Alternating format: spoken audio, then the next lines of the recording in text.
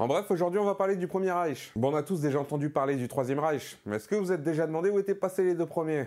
Non? Eh ben ça tombe bien.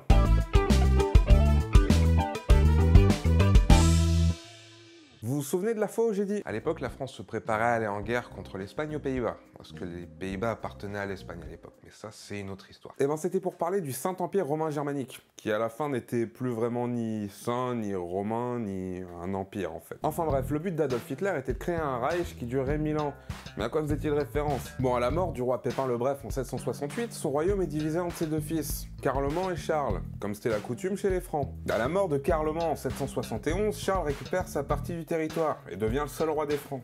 À cette époque, le pape Léon III est un peu dans la merde. Des mecs qui veulent le dégager du pouvoir le font tabasser, l'accusent de tout un tas de trucs fun, genre fornication, parjure, et ils veulent lui faire couper la langue et lui crever les yeux, histoire qu'il puisse pas faire sa balance. Du coup, il invite Charles à Rome pour le couronner empereur de Rome et ainsi le faire devenir son protecteur officiel. Charles prendra pour mission de répandre le christianisme à travers son empire et ses conquêtes. On a donc maintenant un empire qui porte le nom de romain, mais qui est surtout de culture germanique et qui conduit la sainte mission de l'église. Bim, le Saint-Empire romain germanique est né, et qu'à sa tête un certain Charles le Grand, plus connu sous le nom de Charlemagne. Bon, après, comme tous les Francs, il va rediviser son royaume entre ses fils et ça va être la merde pendant environ 200 ans, jusqu'au couronnement du roi Othon Ier. À cette époque, le pape, oui encore le pape, il revient souvent dans l'histoire de l'Europe en fait, celui-là, est menacé par des rois qui dirigent des petits royaumes en Italie et qui sont pas mal intéressés par l'argent et le pouvoir de Rome. Du coup, il propose à Othon de venir à Rome pour se faire couronner empereur et de devenir ainsi son protecteur officiel, chose qu'Othon accepte, et le 2 février 962, il est donc couronné empereur à Rome. Et c'est donc la date officielle qu'on retient pour le début du Saint-Empire. Pas un nouvel empire, mais une continuation de celui mis en place par Charlemagne. À partir de là, il va s'étendre sur une partie de l'Est de l'Europe, jusqu'à l'arrivée de la famille des Habsbourg au pouvoir au XVe siècle. Entre-temps, l'empire s'était un peu pété la gueule, mais avec l'arrivée au pouvoir de cette famille germanique, il a retrouvé une patate de fou. Bon, c'était un empire avec un fonctionnement un peu chelou. L'empereur est élu, histoire d'éviter que ce soit toujours la même famille qui garde le pouvoir en boucle. Mais bon, concrètement, ce qui se passe, c'est que c'est toujours la même famille qui file des pots de vin aux électeurs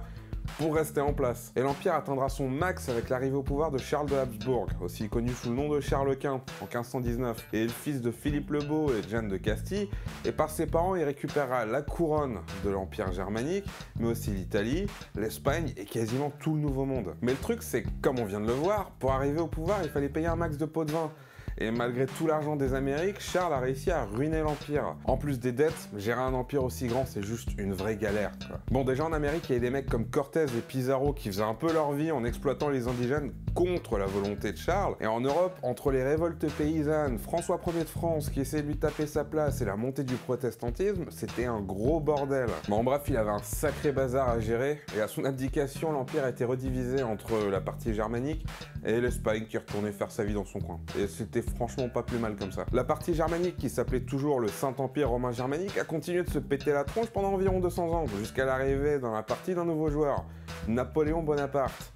Bon, les mecs s'étaient déjà pris des gros coups de pression de la France pendant la Révolution. Le peuple qui se rebelle contre l'autorité royale, c'est jamais vraiment bon signe. L'empereur François II ne reconnaît ni la Révolution ni Napoléon une fois qu'il arrive au pouvoir. Ce dernier, qui était déjà en mode « tout ce qui est dans la lumière m'appartient », décide d'aller calmer les Allemands et d'en finir définitivement avec le Saint-Empire romain germanique au passage. Chose qu'il conclut avec la bataille d'Austerlitz. Ouais, comme la gare.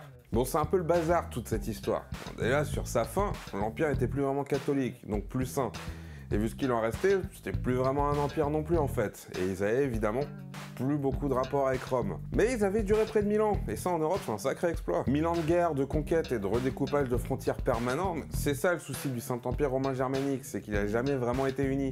Ça a toujours plus ou moins été une agglomération d'États dirigée par une même personne, mais qui faisaient quand même leur vie dans leur coin et qui s'est petit à petit disloqué. Mais c'est aussi un des empires fondateurs de l'Europe. Déjà tout le monde connaît Charlemagne. Et je suis désolé pour ma prof de CM2, mais pour moi c'est pas un roi de France le gars. Enfin bref, la conquête de l'Amérique a aussi bien été entamée sous l'Empire romain germanique. Enfin ils ont pas glandé pendant 1000 ans les mecs quoi. Et ils ont su rester une des principales puissances européennes pendant pas mal de temps quand même. Donc quand Hitler disait qu'il voulait un Reich de 1000 ans, il racontait pas que des conneries le mec.